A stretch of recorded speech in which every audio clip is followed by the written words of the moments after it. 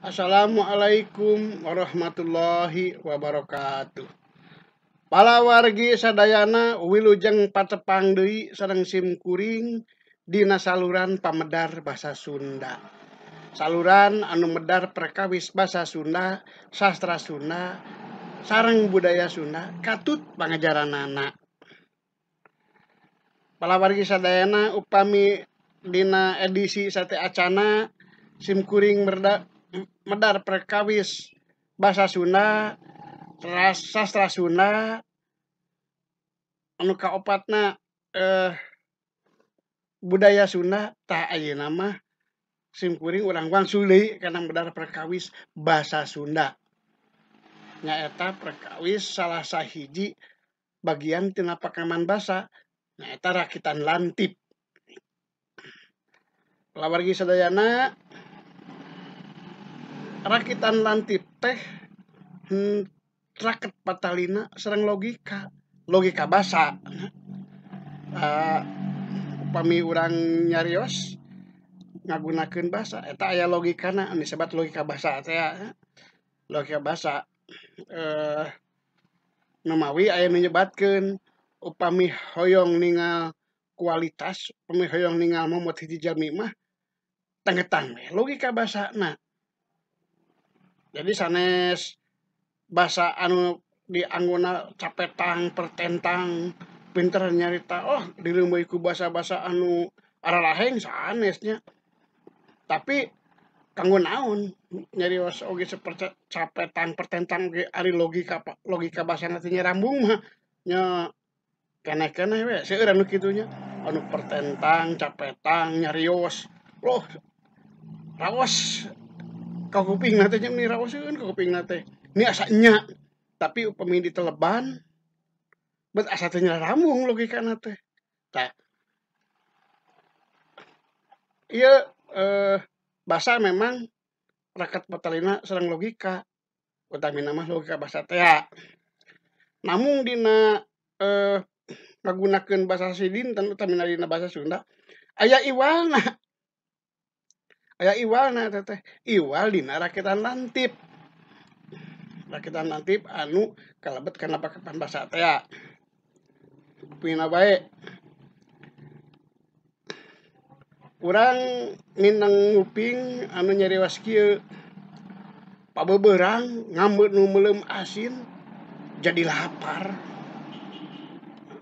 Ngambeu nu meuleum asin salasna mah anu kaambeu teh naon upami numutkeun kana logika basana mah tina kalimah leluhur anu kaambeu teh nu meuleum asin nyaeta jalmina nu meuleum asin nyaeta jalmina padahal anu nyarios kitu teh maksudna mah asin anu dibeuleum anu kaambeu teh asin anu dibeuleum malih katampina kudu diajak nyarios oge kitu deui da tara protesnya tara aya kasedeskeun protes tara sakabeung masuk diengklokan tambihan nya kuring ge lapar ngadenge lapar ngambeu anu meuleum asin teh anu meuleum asin.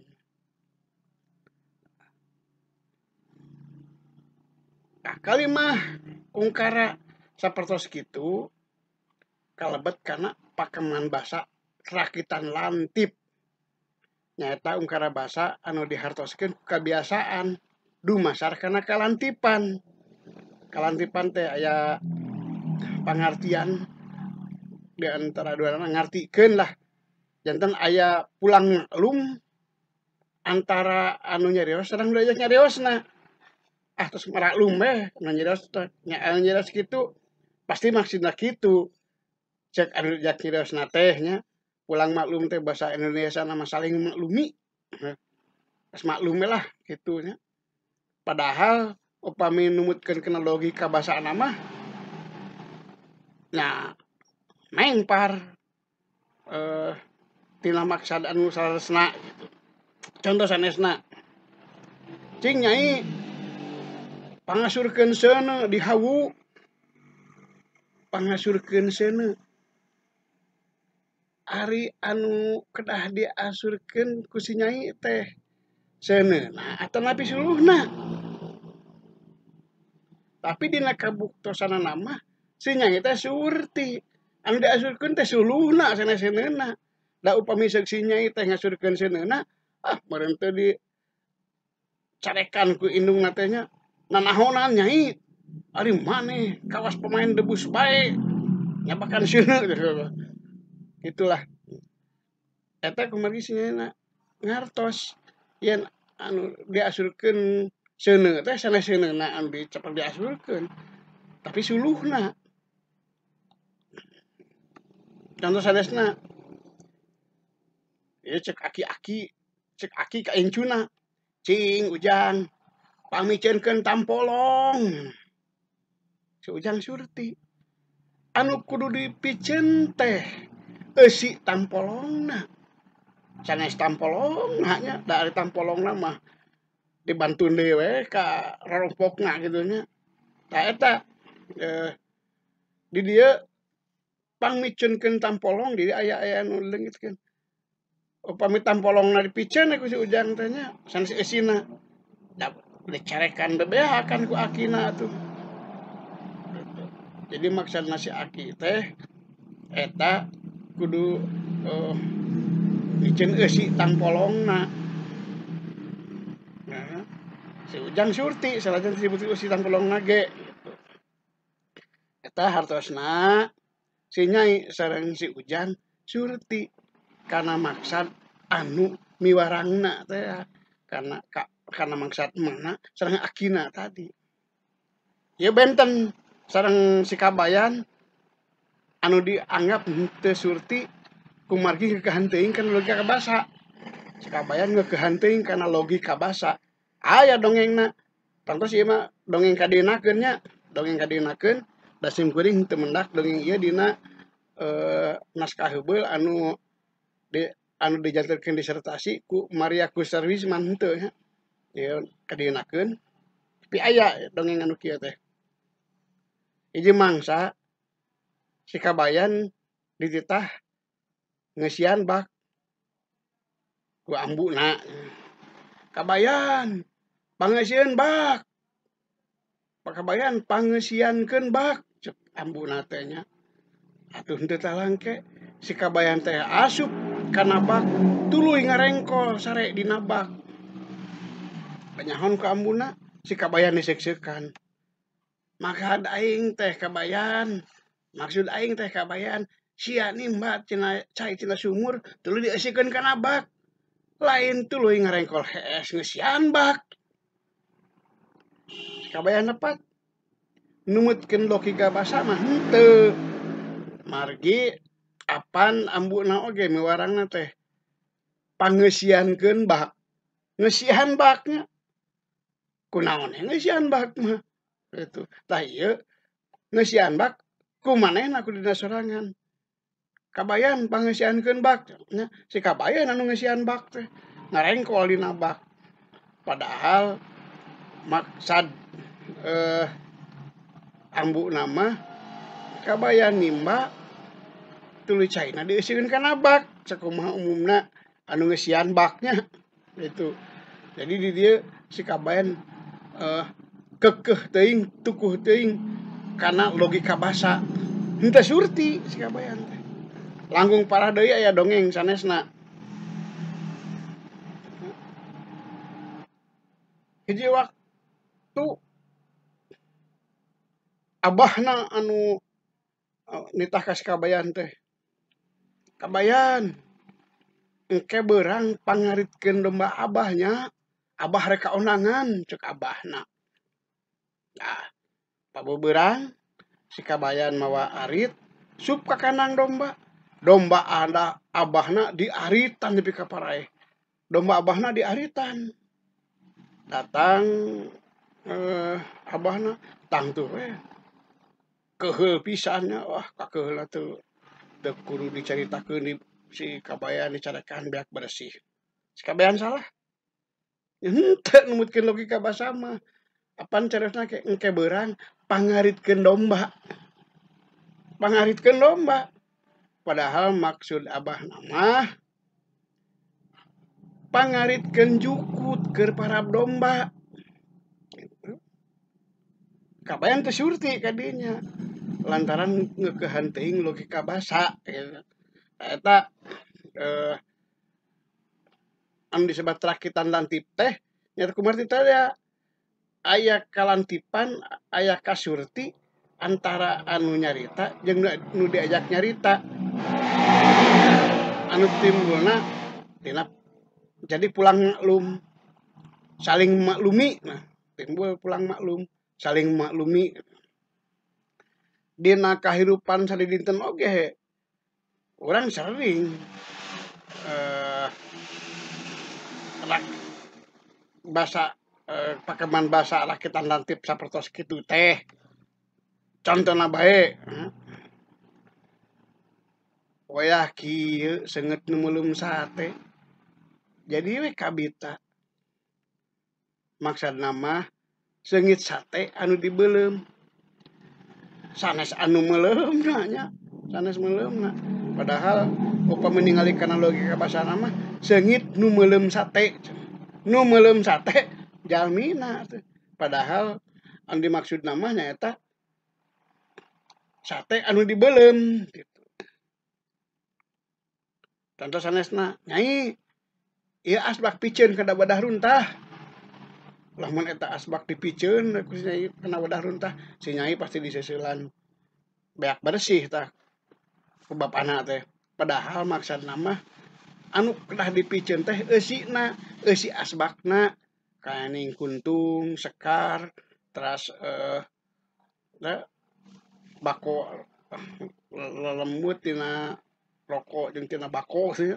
Tah ieu maksudna mah kadinya upami si nyai teh surti mah henteu lantip teh henteu apalkan rekan lantip nya dipiceun we asbakna lung gitu. Contoh sanesna sing tarik atuh ngomongna mang teu kadenge ku kareta api. Maksudna mah eta teh teu kadenge ku manehna lantaran kasawur kosora kareta api. Lain teu kadenge ku kareta api nya.